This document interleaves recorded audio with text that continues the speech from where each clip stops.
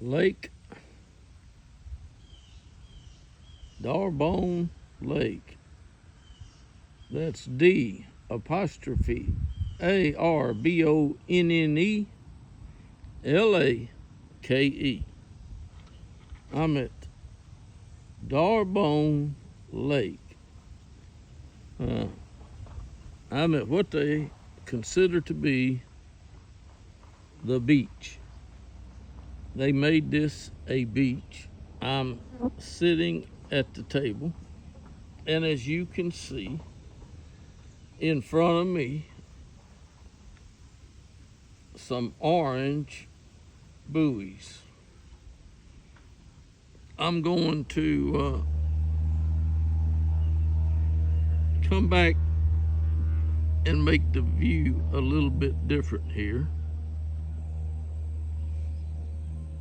There it is. There is another view of what you were just looking at. All I did was change the camera power. In other words, magnification changed. I am looking west, and the sun is over my left shoulder, in case you're wondering how I'm sitting here. I cannot, reverse this this picture. Now I can go and sit across from this picture and look toward the sun. That's possible. And so that you can see that's possible, I'll see how this works out. I'm going to get me a mark over there where to sit. And I'm going to move, and I'll be in the picture. Okay? That's how it'll be. I'm moving now. And I know that this video is going to be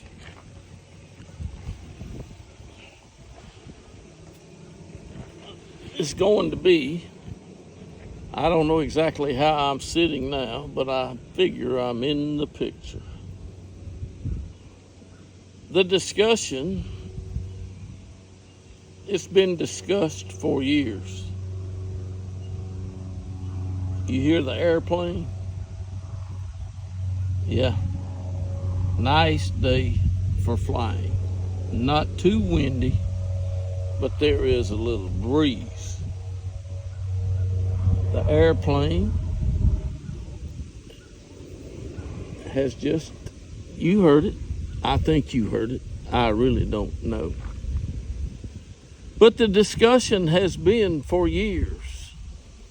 Lord, when is it going to happen? Is it going to happen? It's going to happen. It is going to happen. There's no doubt about that. When Gabriel gave Mary the message, it was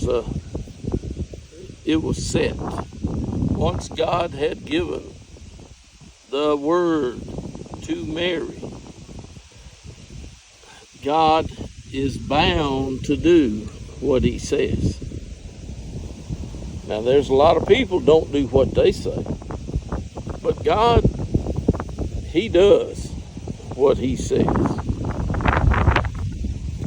And the breeze that's blowing has cooled the weather off considerably.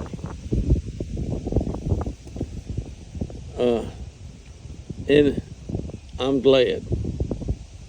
But the question is, Lord, when will? And some people have determined that God already has, but he hasn't. God hasn't done it, but he will. What will he do? He's going to do what he said he will do. There will be a king on the earth. There have been kings on the earth before. I guess there may be kings on the earth now. I don't know. But I don't think there's a king on the earth like Saul or David or Solomon. Because now there were kings before Saul, David, and Solomon. Abram saw a few kings, and kings had some authority because and the kings would get together, and if you got 5 kings set up to come against you and you the king, well, you can find out how that came about or came out when Sodom got surrounded, and Abraham's nephew, some of his family, got carried off. But see, Abram was there, and they had all come there because God had brought them there. And Abram got his men. You can find out how many it was if you want to read and see. And his men went and got back everything that had been taken from Sodom. And he brought Lot back, and they had a big celebration. And another king showed up. The king, you can read about it, but he came out, and that king blessed Abram. That's what that king did. Now, Abram was already blessed by God. And Abram has been blessed by God. But at this time that all this happened, his wife had not had any children because God had closed her womb. That's what God can do. But when God got ready, he told Abram, Sarai, your wife, will have a baby. Now, if God said to Abram, your wife, Sarai, will have a child, he wasn't joking. And sure enough, she had the baby. But let's get back to this king. Because Abram, he wasn't a king. And Isaac didn't become a king. And Jacob didn't become a king. But Jacob had a son named Joseph. He wound up with the king. He did. And Joseph got some information from God, and he explained some things to the king, and Joseph became a very influential person. Influential enough that when God brought a famine on the land, Jacob Joseph, not Jacob, Jacob's son Joseph. All this time, Jacob thinks that his son is dead, but his son wasn't dead. And he did get to see his son because there was a famine, because of a drought. It had been severe, but guess what? Abram had some money. He had some gold. He had some goods. And when he found out that there was some grain in Egypt, he sent a couple of his boys down to Egypt to get some grain. They didn't know that they were going to buy the grain from their brother, but that's how it turned out. But God made it possible for them to multiply in number, because all of them came down to Egypt, where Joseph was able to get the Pharaoh, the king, to give them some land. And it was excellent land for people that took care of livestock. And Abram had some livestock, and the king had some land, and sure enough,